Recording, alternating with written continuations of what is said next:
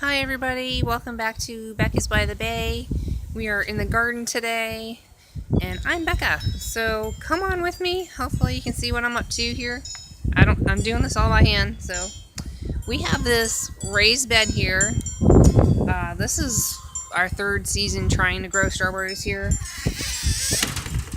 And we have a screen and a door to help here. So here's our little raised bed. And this is the sequoia strawberry plant. Danny at Deep South Homestead had a great method of putting them in like a bed with a lid to keep the birds out. Very sandy soil is what we were told does well, and this is our third season trying to grow these. I do see some kind of little bugs that I'm gonna probably have to put some diatomaceous earth in here. But so they did bloom because they were covered up a little bit, so they're blooming a little bit early. They're a sweet strawberry. I believe they only bloom once, and then that's all that we'll get for the season here for the strawberries. Is some will bloom throughout the season, and I've had a hard time growing any kind of variety of strawberry down here in South Texas.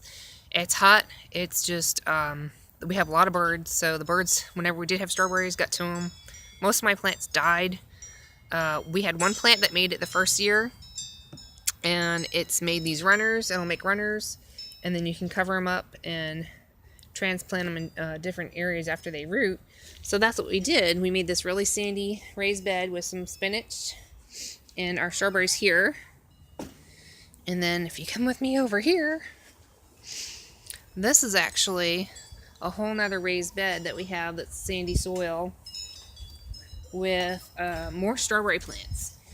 So our goal is to eventually have it all strawberries here, which there's some rutabagas in here right now. And then over here, we plan on having more strawberries as well.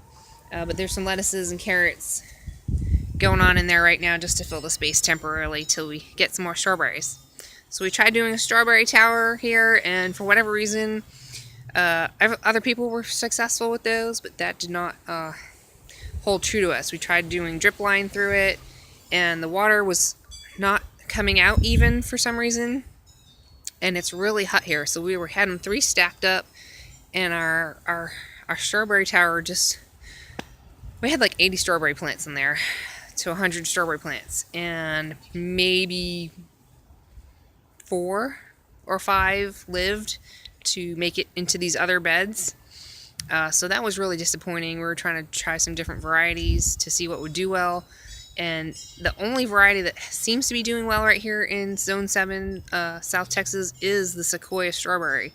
Danny from Deep South said that your strawberries will keep making babies, and that's what they're doing. So this is our third season now with strawberries, and they're making babies, and we're trying to make sure that they're protected from the birds.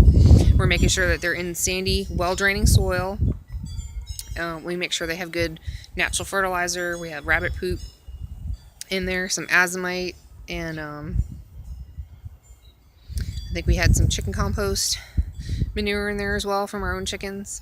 So that's been working out really well for us. So hopefully, lots of drainage. Make sure there's lots of holes in our potting bed, so it allows for really good drainage. And we don't water them that often. They don't need a lot of water, surprisingly.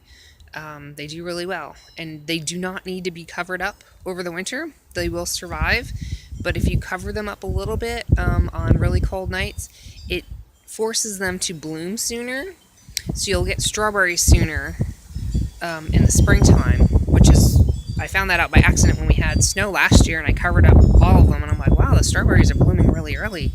And so that's a great way to beat the heat too, is to get your strawberries a little bit earlier by trying to, insulate them or cover them up a little bit on really cold nights. But then remove the cover when the weather's good again. So I hope that was a really good, helpful video. If you like it, give it a thumbs up. If you're new here, thanks for watching and hanging out with me, learning about strawberries. I don't know a whole lot about them other than that I've always wanted to grow them. And I have someone asking me a question. I'm gonna have to go, and I'll see y'all in the next video. Thanks.